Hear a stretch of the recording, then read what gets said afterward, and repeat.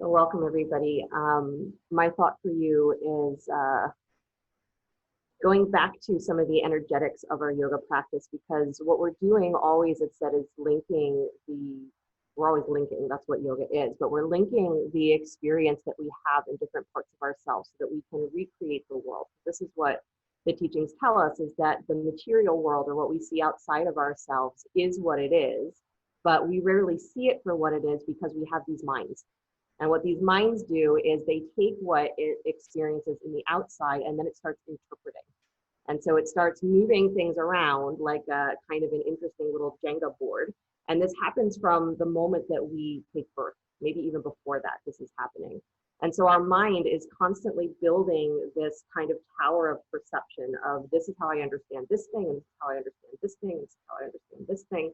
And it all kind of piles up in this very precarious balance where if you were to move any one piece of it, right, like a Jenga board, is you risk having the whole thing fall apart. So we're hearing a lot of words right now about these ideas of dismantling, and that is the word that we're using a lot, is dismantling those things that are structural in our understanding in the outside world. We're using that word a lot. And what you're going to find, and probably are finding for yourself, is just even that word makes something in you tense. Just that word, if you have to dismantle something in your reality, makes us go, what? Right? It's like that wiggly Jenga board. You're going to mess with, a piece that could possibly cause everything to come tumbling down. And so we resist. And the resistance gets us into, increased trouble, because it just solidifies those interpretations that already are asking to be changed. So the practices that we do, especially the ones that ask us to come back to our core inner reality, is that this is where that new generation of an external world happens. It doesn't just happen from what we do outside of us. For it to really take root, it has to be a redirection of our priorities inside. And so that's what we're doing, is we're looking for how we can get to the root of our own inner reality and where our priorities have gone askew, right? Where we're more interested in keeping that feeling of the whole structure staying the same, right? Not changing our perceptions, where we're looking for that so that the outside world continues to make sense, so that we feel like we continue to make sense in the outside world, both. If our priority is that, we're going to continue to do exactly what we've always done, right? Even if we tell ourselves we're doing something different, we will find our way back to the world has to stay the same, because that's how I know who I am. So yoga is always asking you to come back to this, and it's more important than ever to come back to that basic question of, who am I? And what are my priorities as this body and this mind and this soul? Because if my priorities are in the right direction, then what I create from my mind, the outside perception that I create from my mind, will shift the world around me, right? So we're sure, part of us is sure, this is what we call conditioning, that the outside world determines for us what we are able to be or not be. And that's not the truth. Yoga has been telling us this from the very beginning, is that that's not the truth. So can we get to that fundamental piece where our priorities have shifted away from everything that we can be and are stuck in that feeling of what we're told we have to be? Because that's how we start to change the world, not just from out there, but from in here.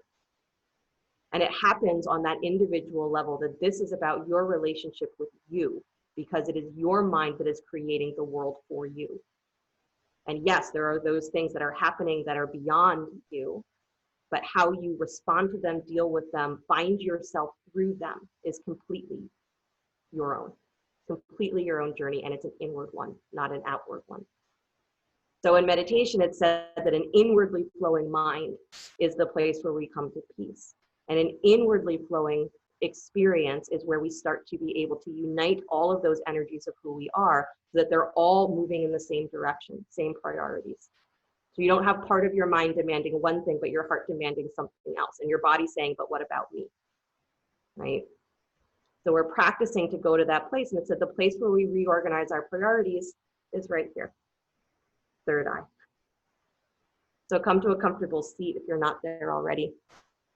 Let the eyes close.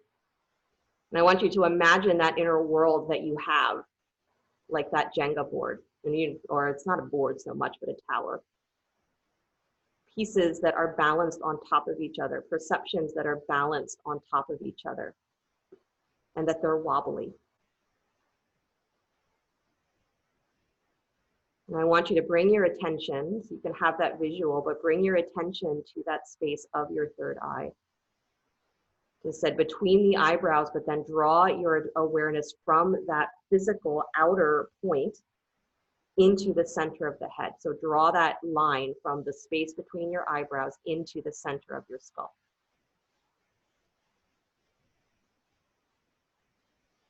I want you to breathe your breath through that space. And everything that is below that space is that Jenga board, Jenga tower.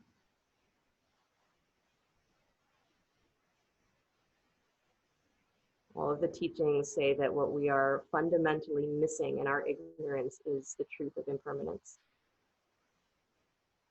It's the truth that everything that we believe that we know is that Jenga tower.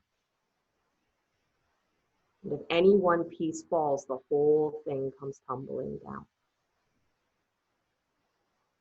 And when it does, if it does, that's when it's said that we wake up.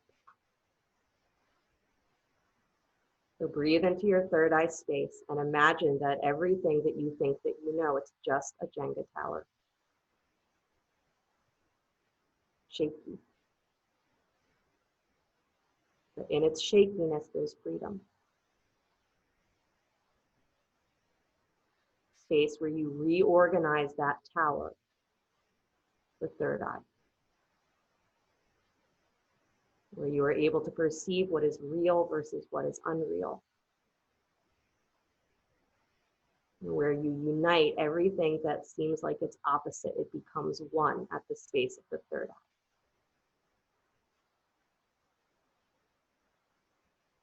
And there's no logic to it.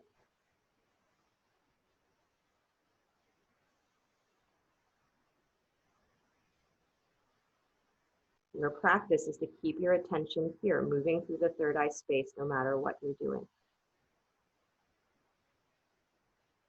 One more deep breath in.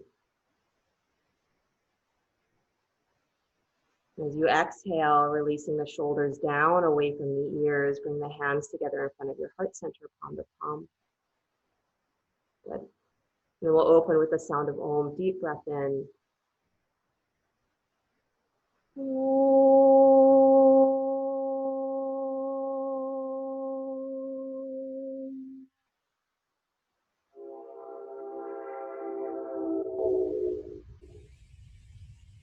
Yeah, that's the soul train.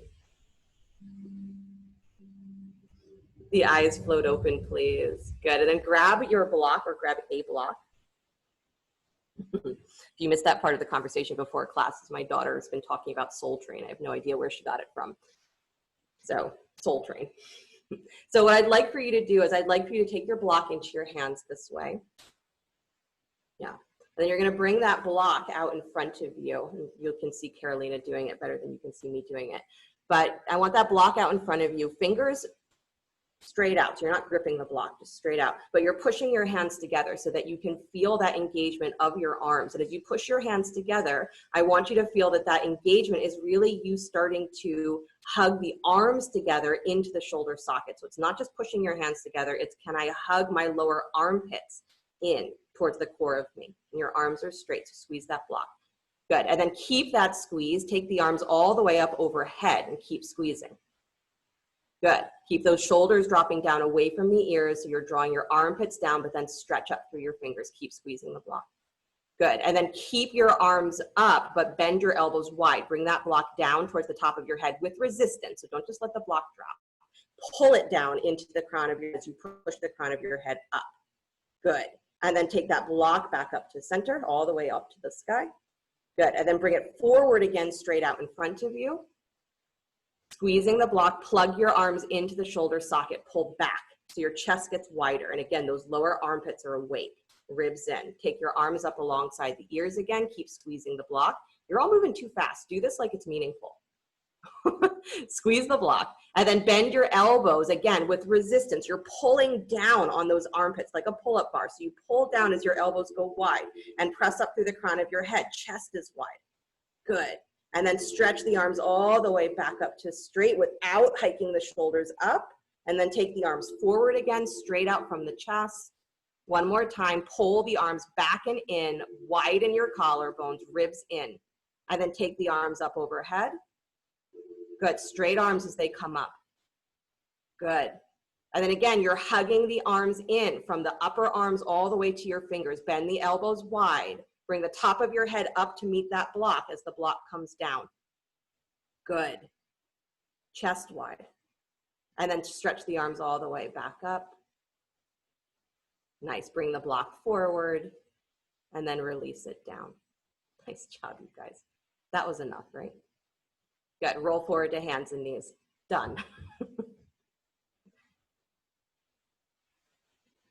Start to come into cat-cow. So when you find hands and knees, start to move your spine. Inhaling, lifting up, exhaling, drawing in. And I want you to pay attention to, again, that connection of your arms into your chest, into your shoulder girdle. It wasn't particularly my intention to go to this part of the body today. Maybe I'm wrong. Maybe I was going to. But the shoulders are a perfect place to talk about that feeling of instability because they're a very mobile joint. So if we're not really paying close attention to how we are using the arm in the shoulder socket, how we're using the shoulder in relation to the chest and the back, we can create problems for ourselves. And then by refusing to change those patterns of movement, those problems get worse. Right? Body is always a metaphor for your relationship with the rest of the world. Good. So the shoulders are a good place to get that concept of that there's that Jenga experience where things are unstable unless you pay attention to what you're prioritizing. Good. Next time you come into cat where your back is rounded, stay there. So nice rounded back, head drop, chin in towards your chest. Good. And then I want you to really, from that position, you're pushing into your hands. I want you to spread the tops of your shoulders away from your ears. Yeah, even if you need to bend your elbows to do it, do that. But push wide through that space at the top of your shoulders. Good. Make sure your thumb and first finger stay rooted down. So Jen Dorsey, lift your left rib cage a little higher. Yep, there you go. You're a little off. Nice. Scoop into your belly even more. And then keep that wideness between the shoulders and the ears. Good. Start to lift the back of your throat up. Extend from the back of your heart. So start to lift your collarbones forward. Keep that scoop of your low belly. Send the tops of your thighs back. Good. So it's like you're setting yourself up. You're trying to back bend, but at the same time, you're doing that little cat action of your low belly. Good. Throat up. Nice. And then spread your fingers wide. Good. Keep that action. Step your feet back to plank. Good. Do not let your shoulders move up towards your ears. Keep spreading wide, even if it means your elbows are pushing wide. That's fantastic. Keep your chest super wide here. The squeeze is not just squeezing between your shoulder blades. The squeeze in plank pose is from those lower armpits. Good. And then bring your chest forward more and lift the back of your throat. That's it. And then scoop your low belly, push your butt to the sky, downward facing dog. I'm not cruel. This is good for you. Good. Bend your elbows wide in your down dog. As your elbows go wide, push through the crown of your head. So again, you're widening the space between the shoulders and the ears. Good. And you're scooping your belly and pushing the tops of your thighs back. Now hug the arms again. Point your elbows to face back, but don't let your chest narrow. Good. Keep pushing the tops of the shoulders away from the ears. Good. And then push through the fingertips, but pull your hips up high. Take your arms towards straight. And don't let your shoulders hike up to your ears. There you go. Is your back holding you? That plank position hasn't changed. Nice. Right leg up and back, down dog split. Good. Don't let your weight fall into your shoulders. Don't let your shoulders come towards your ears. Right foot steps forward between the hands. Good. Inhale the arms up to the sky, high lunge. Nice. Stretch your arms out wide, letter T. And then bring your left arm in front, over top of the right in front of your chest. Wrap the arms for eagle. Good. Pressing the forearms together, draw those armpits back again, plug the arms into the shoulder socket. And then scoop your low belly, lift your hip points up a little higher, and let your right knee go a little deeper into that lunge. Good. And then back thigh goes just a little bit higher. I really love Lisa Swain's picture right now because with them in the masks, I really feel like they're ninjas doing training. Makes me so happy. Good, one more deep breath in. And then release the arms, take the arms up alongside the ears, reach long through the side body. Good, and then release the hands down to the floor. Nice, you guys. Left hand plants, right arm to the sky, spinal twist. Good, take the right hand behind your head. Yep, and then curl into your spine again, drop your chin towards your chest, move your rib cage back, move your belly back. So that curling in is not an excuse to collapse onto that thigh. It's to keep that leg steady, but pull your belly away. Good, and then without pushing the ribs forward, start to roll that left arm bone back and wide. So your left upper chest gets a little bit wider. Then draw your head back, back, back, back, back, like you're falling back into your left hand. Good. Now, slide that hand from behind your head more towards the back of your heart. So slide it down your neck. So your elbow points straight over your ear. You got it. And then lengthen, pull from your armpit. Good. And now stretch the arm all the way out, but keep that feeling of reaching from your side ribs, reaching from the armpit. Nice. And then release that hand down to the floor, both hands inside the front foot. Drop the back knee, please. Walk your hands to the upper left-hand corner of your mat. Come on down to your forearms. Good. If forearms are not available, you can use blocks or stay on fingertips, works too. Good. Watch what that front foot is doing. Watch what your front knee is doing. Good. Keep that right butt cheek drawing back and in so your outer left hip spins forward. Beautiful. And I know your attention has not been on your third eye point since we started moving. Don't pretend that it has. So can you bring it back to that space? Or at least bring yourself back to an awareness that you are constantly in a state of shifting. What is my priority? What is it most important for me to think and feel and do? Take one more breath where you are. And then walk your hands back in, please. Good, lift that back knee up. Good, step back, downward facing dog. Good, drop your knees to the floor. Yep, keep your hips on top of your knees, walk your fingertips forward so you're in a modified downward facing dog. Come up on your fingertips. Good, and again, I want you to round into your back just a little bit more so that you're not dropping through the front of your ribs or through the front of your pelvis. And then pull back through the tops of your thighs and try and flare your sit bones wide. So pull them wide so the tail has the opportunity to lift. So you're lengthening your sacrum. Good, so it's gonna feel like you're trying to arch your lower back, but I don't want you to just fall into the arch. I want it to be a purposeful lengthening of your lower spine. Good. And then once you've got that, I want you to do the same thing with your upper ribs. Lift your chest forward. Pull your arms into the shoulder socket. Don't drop through your ribs, but definitely get wider through your collarbones. Good. Spinal extension means you got to use the energy that you have to get longer. Nice. Walk your hands back in, drop your hips to your heels, child's pose. Good.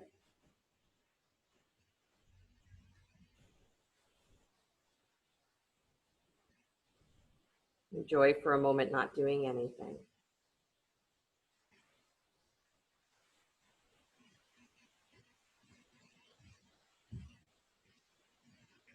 The most powerful energetic space in the body, it said the most powerful channel that we have, the Sushumna, the column of the spine.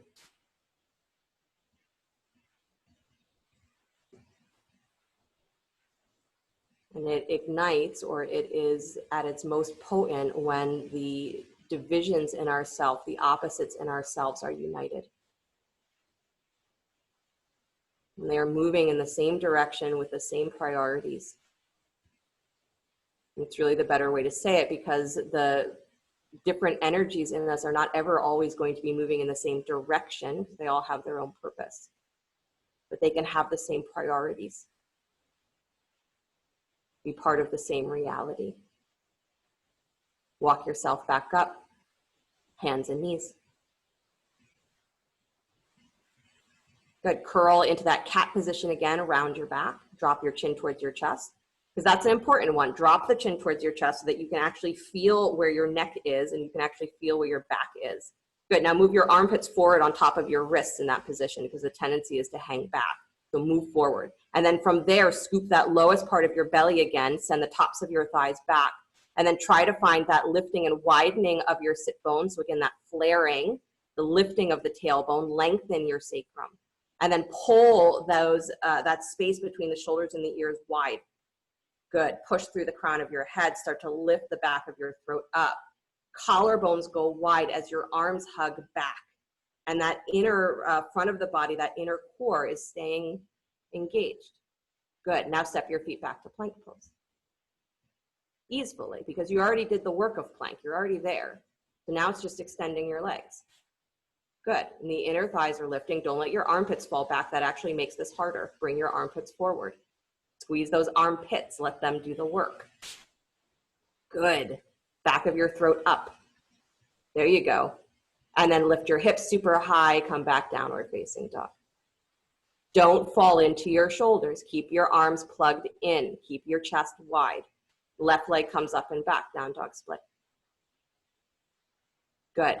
And then step forward between the hands, lunge. Inhale the arms to the sky, high lunge.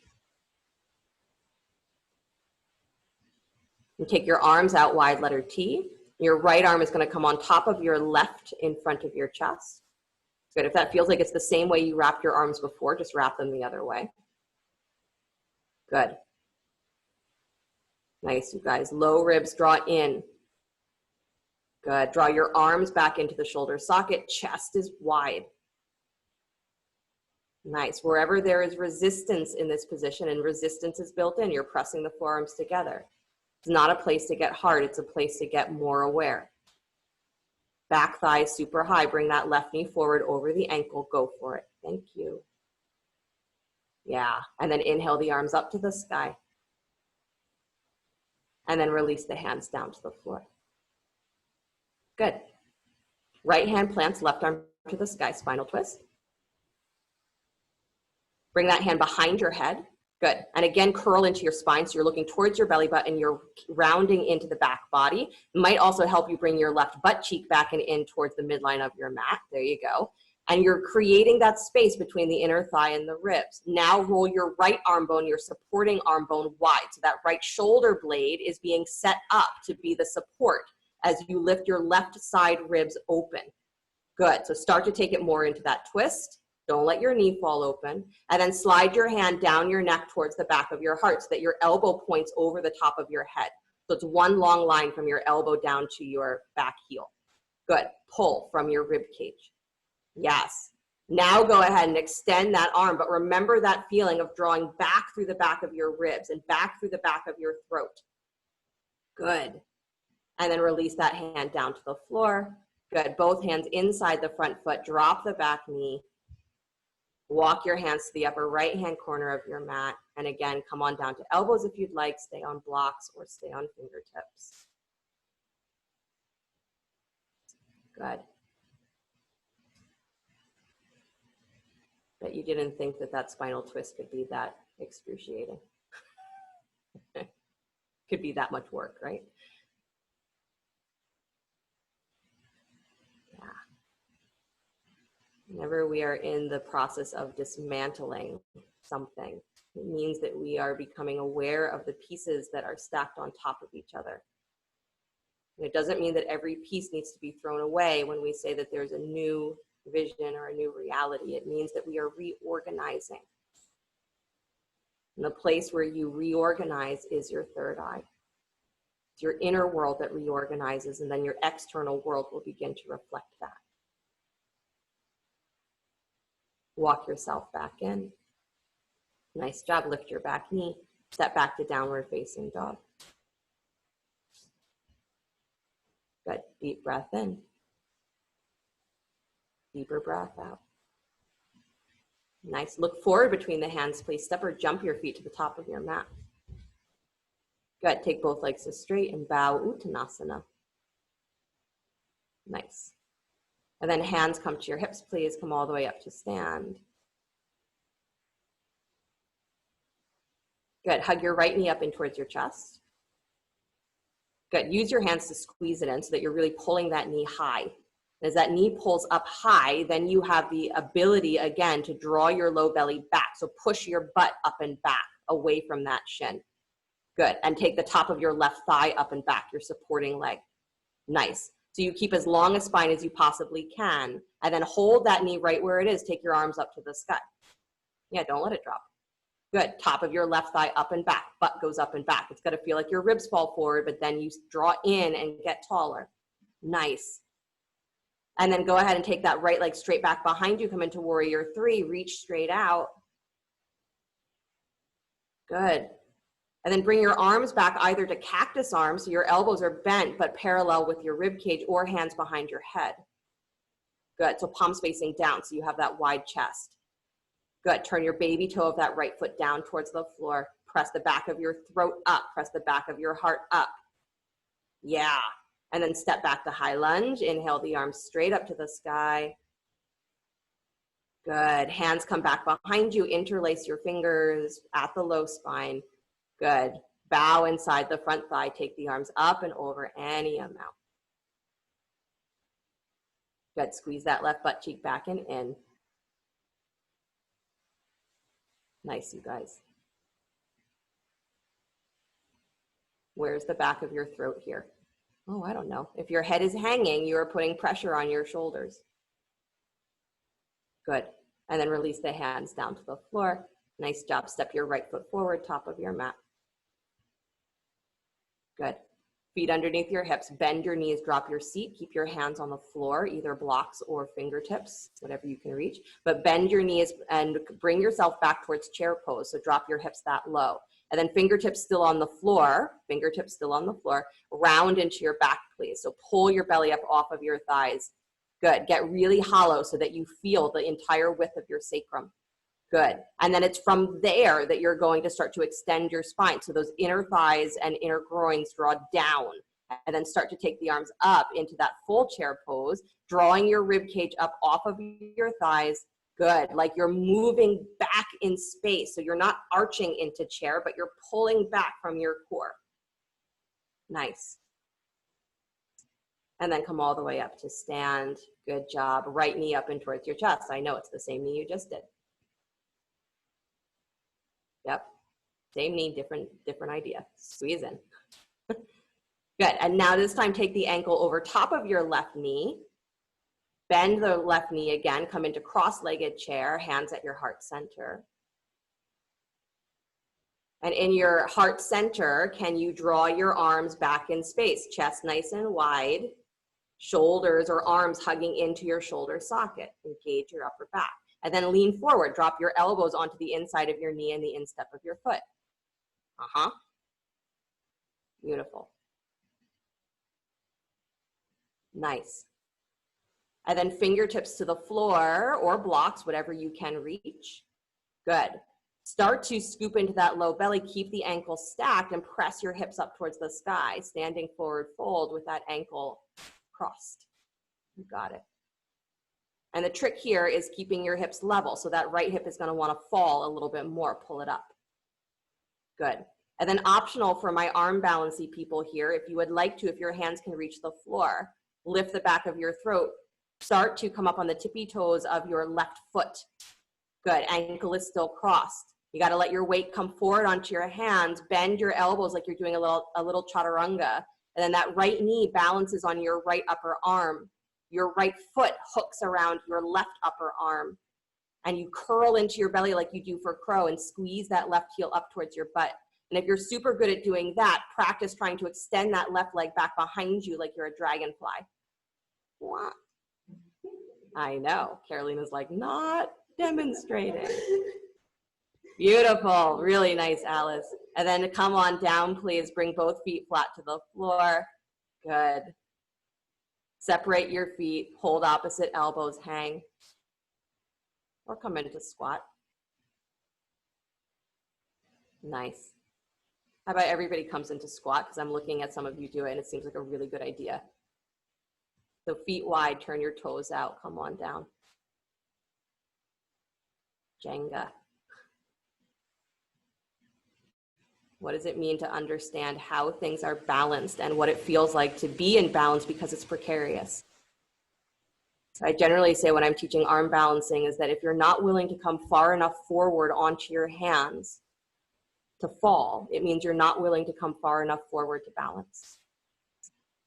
So where else is that happening in your life? Fingertips to the floor, straighten the legs. Turn your toes forward. Good. Hands to your hips, come all the way up to stand. Good. Heel toe the feet a little closer so they're underneath your hips. And then left knee comes up in towards your chest. Use your hands to squeeze it in. Good. Squeeze, squeeze, squeeze. As you're squeezing in, use that connection to take the top of your right thigh, your standing leg up and back. So push your butt back. Good. It's going to hollow. It's going to bring your shoulders and your ribs forward. That's perfect. And then you can draw your low ribs back and in, get more full in your middle back. And then you can lift and widen your collarbones. Good. And it's going to feel like this can't possibly be straight, but it's a straighter spine than you've had in a long time, I guarantee it. And now hold that there. Take your arms up to the sky. Don't let the knee drop. Don't let your weight shift back. Top of your right thigh. Your butt goes up and back. Your chest comes forward. And then you draw your ribs in to recreate balance. Take that left leg back behind you, warrior three. Don't let it turn into an arch in your back. As you come forward, you're still pulling your belly up away from that standing foot. You're pushing up through the back of your heart. Take your hands back behind your head or into cactus arms. So the arms go wide, the chest is wide. If you're in cactus arms, lift those inner elbows higher. Carry it a little higher. There you go. Jen, turn your palms so that they parallel the floor. Jen Dorsey. Yeah, and then bring them forward up next to your ears. True cactus arms. There you go. Good. Come all the way back, high lunge. Inhale the arms to the sky. Nice. Take your hands back behind you, interlace fingers at the low spine, and then exhale, bow yourself inside the front thigh. Take the arms up and over. Notice which leg is doing all the work as you come forward. Good. And I can say that because I see how your hips shift when you do this. So don't let that right butt cheek come out. Pull it in. Let the left leg do some of the balance as well. Find the connection between the right leg and the left. Good. Release the hands down to the floor, please. Step forward, top of your mat. Nice. Standing forward fold. Bend your knees again with fingertips on the floor or blocks. So that modified chair pose. So drop your hips nice and low. And then with fingers on the floor, round into your back. So I want you to really practice this pulling up from the lowest part of your belly because this is the part of the back that restricts us. This connection, it's between that, it's between where the ribs and the lower spine are, or between the ribs and the sacrum. So get hollow there, and then drop your hips a little lower. And then don't compromise that as you start to take your arms up alongside your ears into chair. So everything is drawing back and extending from that point. So don't pop the ribs forward because it feels like it's going to be a deeper pose. It isn't. It's compromising your spine. Draw your ribs in. Yes. And then you can lift, lift, lift, extend. Nice. And then keep that energy of extension as you press into your feet and come all the way up to stand. So your ribs don't pop forward. The tops of your thighs stay back. And you feel yourself lifting from the back of your heart up. But from that space of your sacrum, you're drawing down. So they call the difference or the combination of prana and apana, upward and downward. Good. Left knee comes back up and towards your chest. It's also said and often in Kundalini that if you can balance those two energies, as you're basically set, you're done. If you can have equal upward and downward action. Good. Cross that left ankle over top of your right thigh. Bend the right knees. Come back to cross-legged chair, hands at your heart center. That same feeling, again, with the legs crossed, it's even more tempting to let yourself just drop into that lower back arch and to let your belly fall onto your legs. Don't do it. Good. Let your hands come forward or your arms come forward. The elbows drop onto the knee and the instep. But draw those arm bones back and wide so it's your chest that continues to extend forward. Good. And then let your hands come down to the floor or blocks. Start to straighten that right leg, scooping the belly, pushing into the heels. So you come to standing forward fold with the ankle crossed. You can drop the head here. Good. And then again, optional, if your hands are in a position where you can come to let them touch the floor with that right knee bent, go for it. If you want to arm balance, but this one doesn't make sense to you and you want to take that left foot down to the floor and come into crow, absolutely available. But if you're going for this one, you're letting your weight come forward onto your hands up on the tippy toes of your right leg. And the left knee stacks on your left upper arm. The toes of that left foot wrap around your right upper arm. Good. And then it's just like crow, scooping in. Throat lifts, chest wide. Pull those arms up into your shoulders, shoulders onto your back. Really awesome, Alice. If one of us did it, we all did it. So Alice is holding it for all of you guys. Nice. And then slowly release. Standing forward fold. Good. Separate the feet. Drop back into squat. And if I miss someone who was up in that pose, just wave a hand at me because it's possible I just didn't see you. Yeah, Jen Dorsey said she was there. Did you? Okay. She says she did. Awesome. I can't believe I missed it. That's how it goes though, right? But you do your work, not so that someone can see it, but so that you know who you are. Find a deep breath. We are okay that the reality is that wonky Jenga tower, and we don't have to fight so hard to keep it the way that it is. Our inner priorities can shift. Good. Take your hands to the floor, gracefully come on down to sit on your butt. Good. Bottoms of the feet together, please. Let your knees drop wide.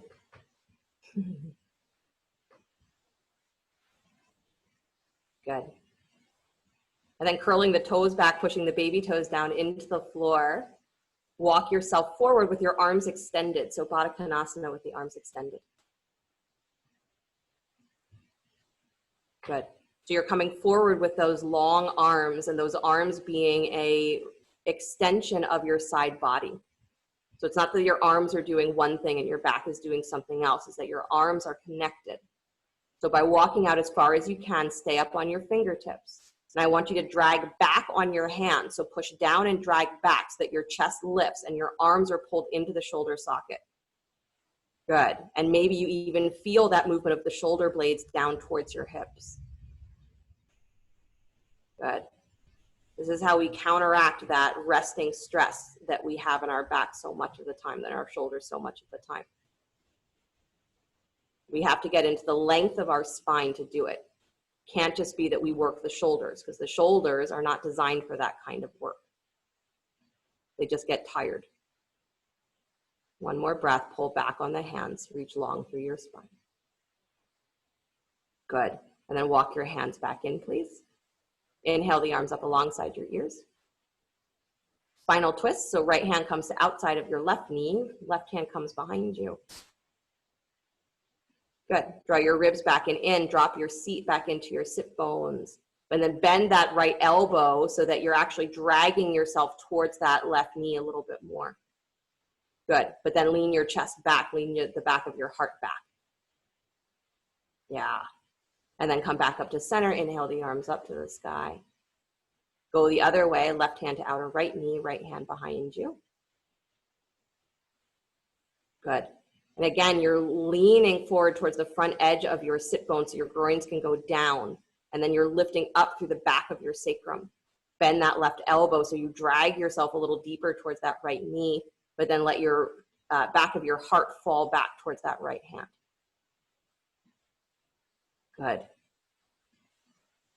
And then come back to center, please.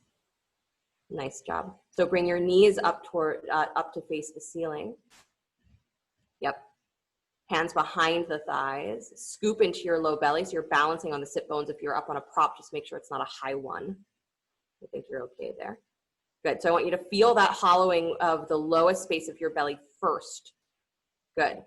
And then actually, I think I want you to do this. Take your hands back behind you. I lied. So don't hold behind the thighs. Take your hands back behind you on your fingertips with your elbows bent. Good. Move your hands as wide as you need to feel like you have space in your chest. If you feel like you're pulling in front of your arm bones, move your hands wider so that you can actually lift your chest up and not feel strain in the front of your arms. Good. So now you're going to find boat pose with the legs, but you're on your fingertips. So I don't want you leaning onto the hands more than necessary, but I want you to keep your spine long and then lift the legs. Good. shins parallel to the floor. Yep.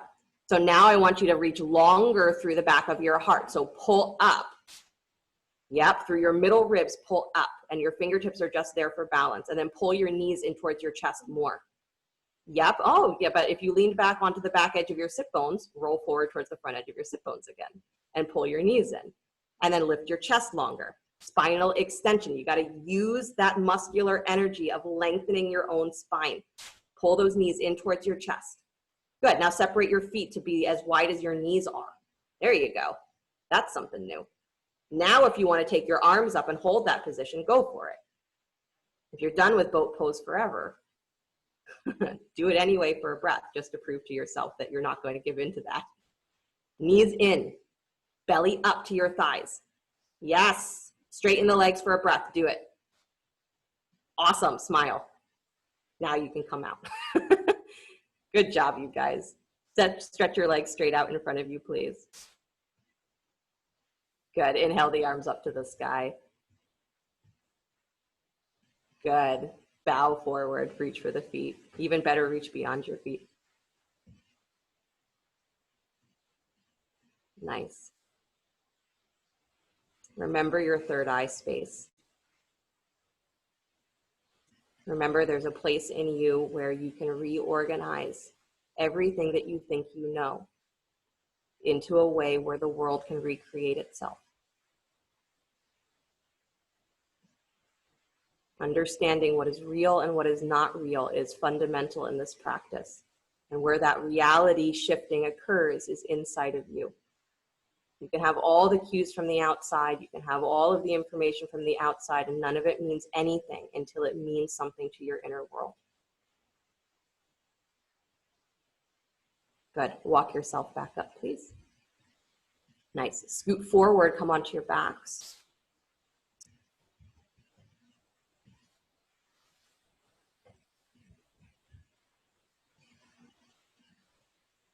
Good.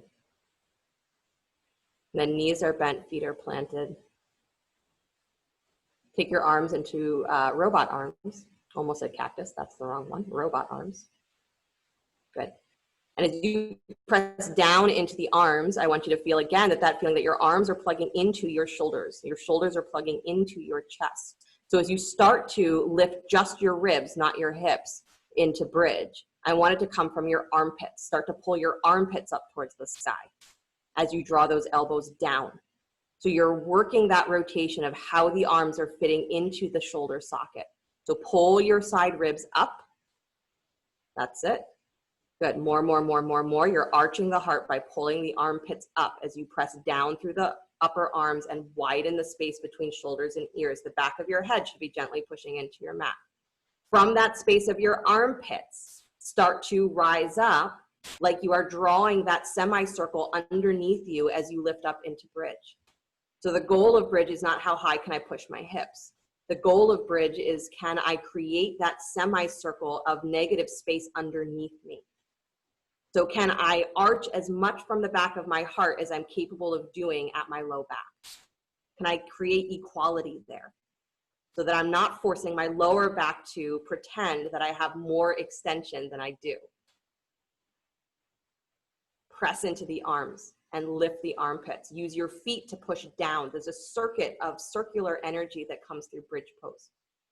But you have to push down into your heels and really rise up through the armpits to feel it. And move your thighs forward towards the tips of your toes.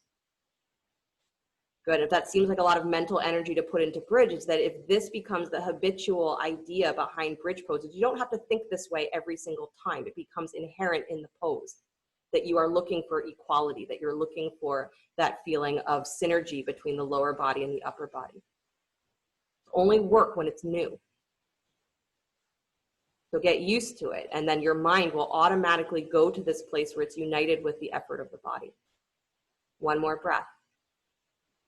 Good, and then slowly release the hips down to the floor. And I really feel that in many cases, if we can do one bridge pose with full attention, you only need to do one.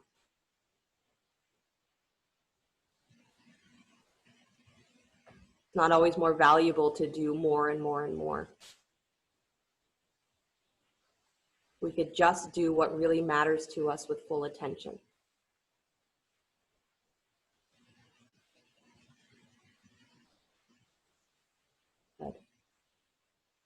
So my suggestion is coming into shoulder stand. So if that is available to you, I'm going to ask that you come into that. Those of you who have wall space near you, if you want to do shoulder stand using the wall, highly recommend it. If you are not doing shoulder stand for all of the legitimate reasons why you might not be, you can absolutely bring a block underneath your seat and take the legs up. But again, if you have the wall and you're preferring that block underneath your seat, I almost want to say to bring yourself into legs up the wall and do it that way, because it gives you a little bit more room to really work with your back. Good. So I know it's inconvenient if you're like, oh, I have to get up and move. Darn.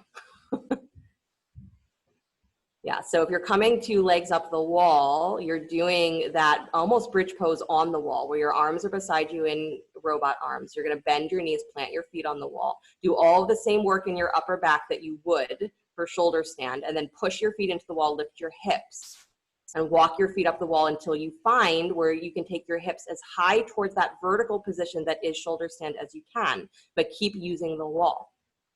So you're pushing your feet into the wall to try and create that feeling of length.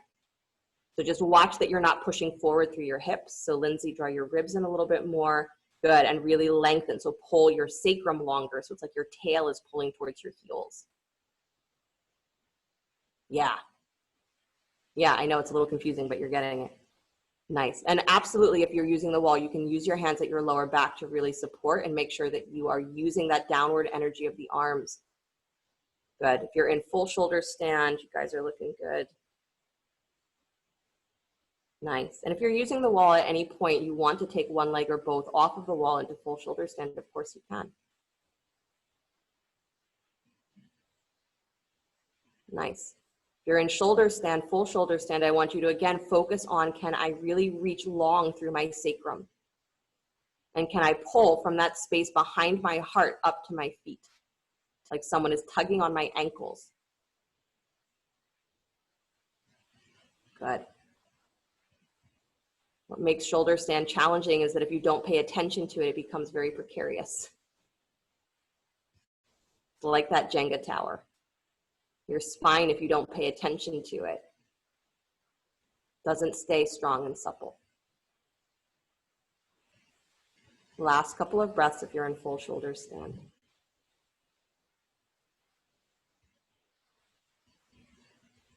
Good. If you'd like a plow pose before you come out of your inversion, feel free to let the toes come to the floor above the crown of the head. Don't lose that feeling of trying to lift your inner thighs or your sit bones up to the ceiling though. We'll keep the spine long.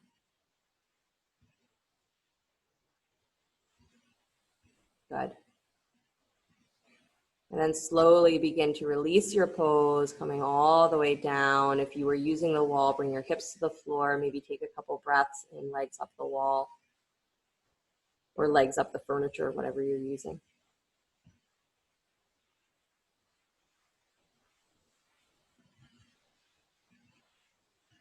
Good.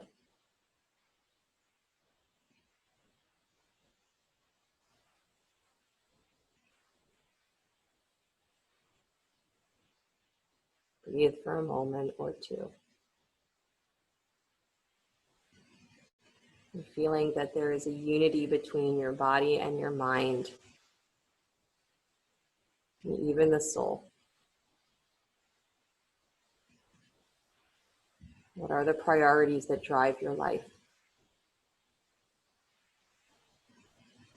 I don't mean the obvious ones about making sure that you can eat, making sure that you're safe.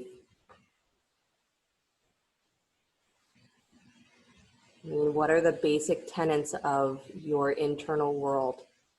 The things that if you were to move them would shake your whole inner reality. That's what I want you to know.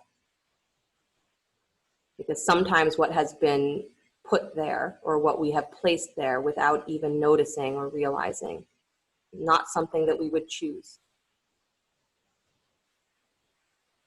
It's the value of dismantling. You get to look at every single piece and say, do I want this?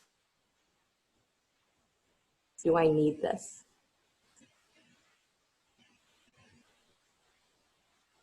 Good. Draw the knees in towards the chest, please.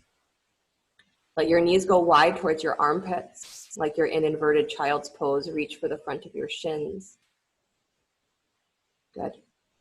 And so you're pressing into the shins, so you're creating almost that support of the floor, knees in towards your armpits. And then press your shins back against your hands. So you add just a little bit of resistance, and then push your low back down to the floor, lengthen your tail. Yeah, so you're just doing child's pose on your back. Should not be complicated. Unless you have dogs. It might be complicated. Good. And then slowly release that, please, bringing the knees back in towards your chest. If you're up against the wall, just move yourself away so that you can lay flat.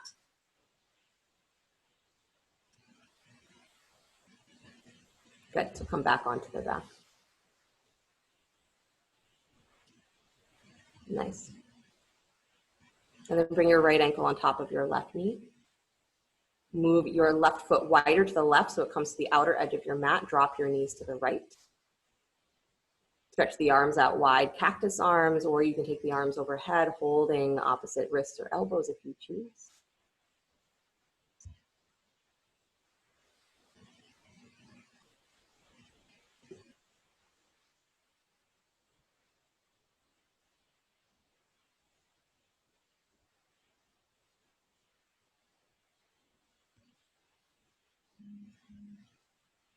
It's a strange piece of the teachings of impermanence when we are reminded that when something is changing, is you're not actually losing anything.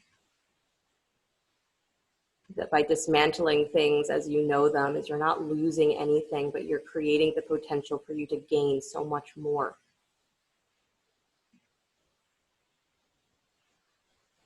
But to do that skillfully, gracefully, without resistance means you have to recreate your internal world first.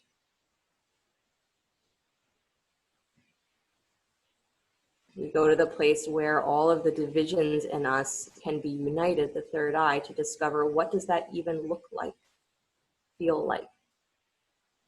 To organize everything in you in a way where nothing is opposing. There's no confusion of priorities. Come back to center, please. Good, switch the legs. So right foot comes to the floor, left ankle comes on top of right knee. Move your right foot wider to the right and then drop your knees to the left. Again, taking time in between, if your low back is saying that it wants more time in between.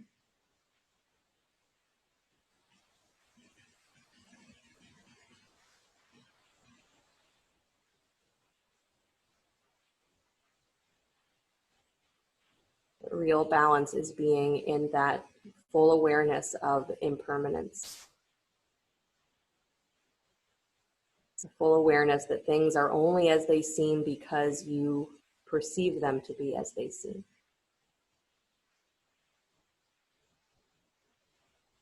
How that creates your inner world is entirely up to you, and it's your ability to navigate it, change it.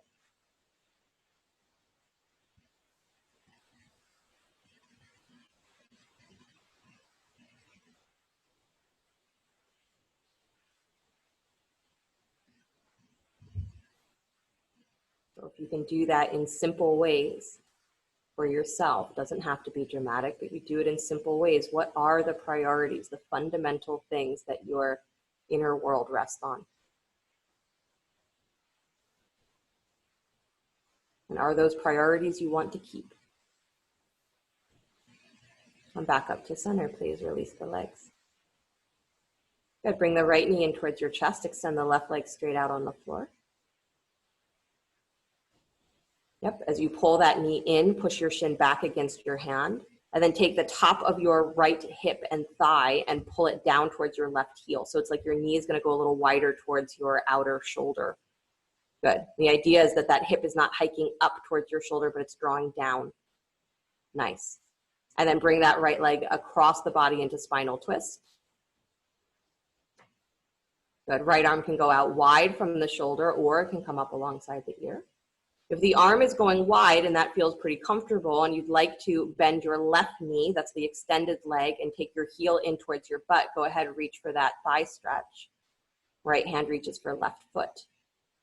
And then if you'd like to also Pull that right knee in towards your chest and then extend that leg straight so your left hand is reaching for your right foot.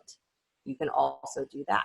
Notice if as you straighten that leg, that right hip hikes up towards your belly.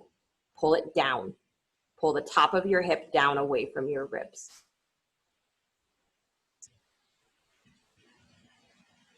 Nice. And if straightening the leg makes no sense, keep the knee bent. Really good. I know that's Valerie, even though it says kitty. Take the top of your hip down towards the bottom of your mat, Valerie.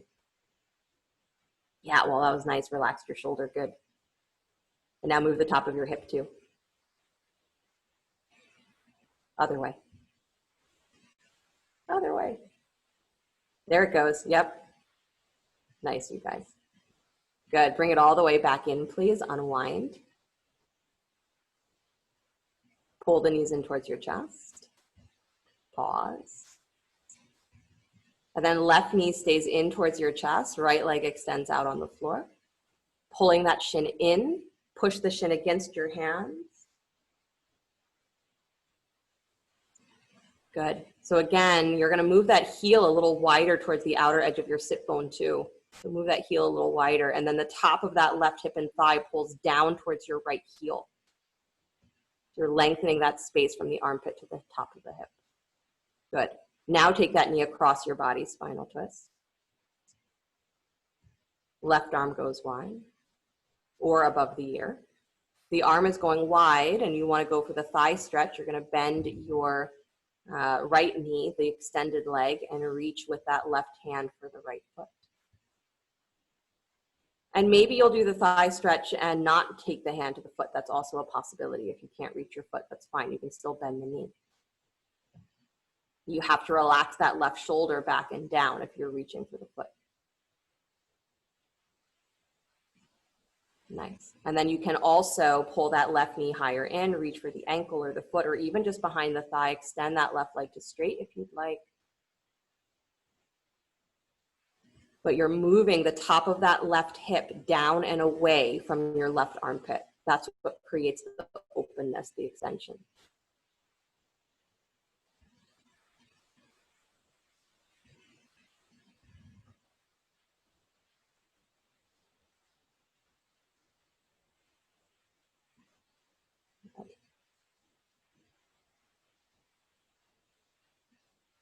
All of the things that you stack up to create, the perceptions that are stacked up to create your view of the world. If you dismantle it, which of them are the priorities that you keep? And which are the ones that you're willing to say, maybe that can go?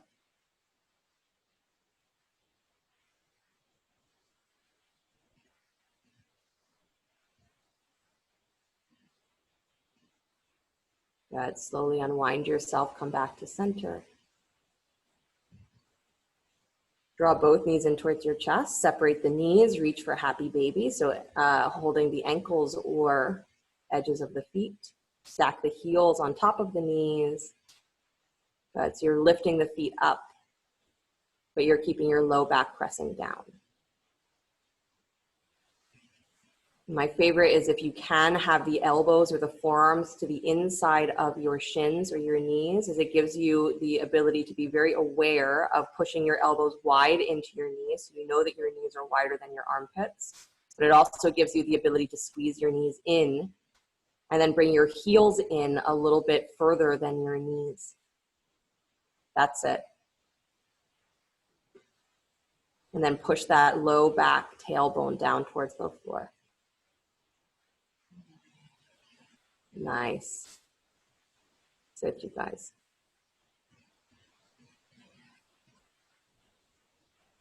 And then hug the knees back in towards your chest. Good, do little circles with the knees, right and left. The knees can be going in the same direction or opposite. That's entirely up to you.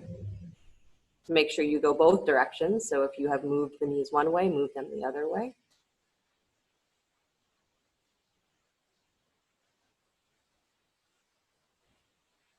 Good. And then extend the legs straight out in front of you, please.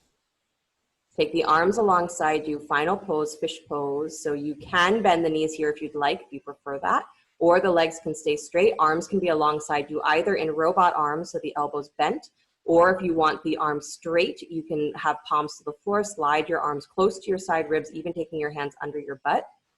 Good. And then your legs stay anchored to the floor. Start to arch your heart from that space of your armpits. Pull up. And if your arms are straight underneath you, press into the forearms, bend your elbows to help lift that chest even more. But draw your groins down. And you're arching into that spine so that the top of your head can float to the floor. Pull the shoulders down away from your ears so those armpits are awake. This is not you just pushing into your arms. Good. One more breath. Breathe through the whole chest and ribs and thighs and third eye. And then release. Good. Unwind yourself. Do any final movements that you need before you find your way into Shavasana.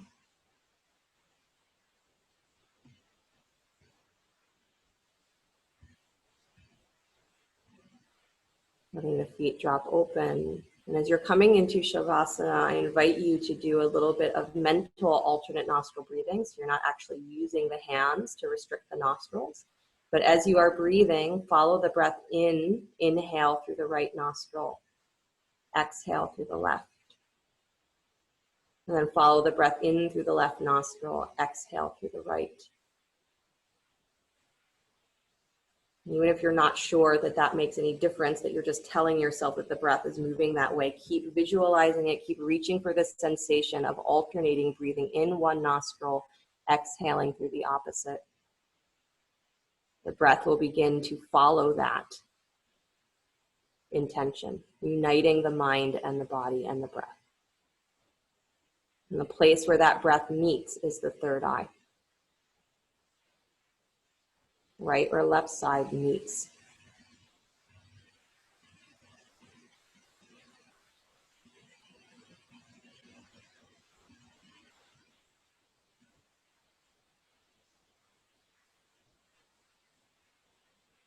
And when the attention on the breath naturally fades, let it fade.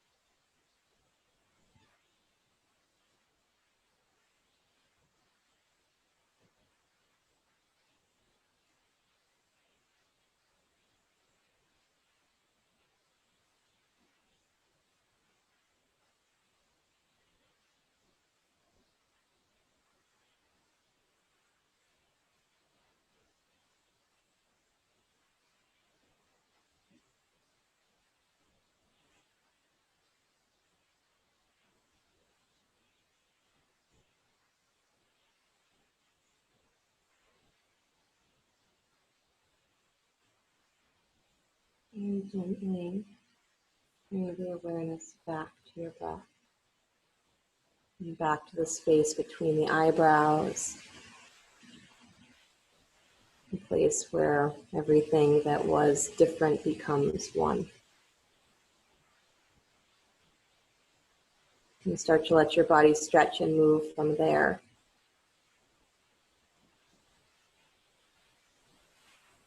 Bring the knees in towards your chest, rolling to the right side.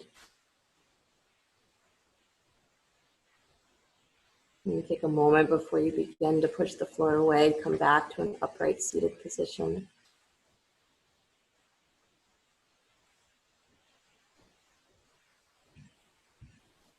Bring the hands together in front of the heart center, palm to palm, or again, if you've been enjoying Lotus Mudra, I haven't said it in the last couple of classes, but you're always able to take your hands into whatever position makes the most sense. And to remember that who you are is not determined, nor is it limited by the outside world. That world is what we call the conditioning, when we think that who we are has to fit into who we've been told we should be, or what we've been told we should be. Then we believe the limitation. We think that it can't be altered. But it can. The space that is inward is the space that is eternally free, because it's the place where who you are is unconditioned. But we don't realize it until we start to dismantle everything that we have perceived or been told. All of the experiences that we've had that we have stacked on top of each other to say this is what the world is. And therefore I have to be this. The practice of yoga is to know that that tower, that Jenga tower, has very few points that are stable. And if you move one, the whole thing might collapse. And that's the goal of yoga, is to collapse that inner conditioning so that you can truly experience what and who you are. And that from there you can recreate your inner world and bring that to the outer world. So do the journey of dismantling all of the conditioning of who you think you've had to be. Pull apart all of the pieces that you're sure make up the world as you know it, and examine them. And decide, are these priorities that I want to keep, need to keep? Or are there places in me that are allowed to change? This is how we change the world. It's not just doing the right actions, it's having the right priorities, the right knowledge inside what is real versus what is unreal. And living from a place of knowing that impermanence is the reality that every single one of us is trying to avoid. Make it a practice to not avoid it. That's plenty. No more effort needed. So bring that into your heart, that there is a place in you where everything that looks like it cannot make sense together can be organized in a peaceful way. And live in harmony. We'll click the sound of Om. Deep breath in.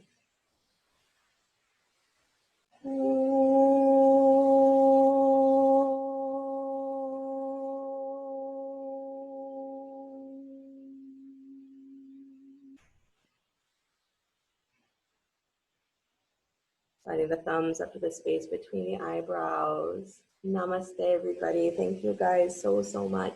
Have a great rest of your day, great rest of your week. If I don't see you, I will unmute you. You'll ask who? Thank you. That was a beautiful summation. That was really gorgeous. Thank you. Thank you.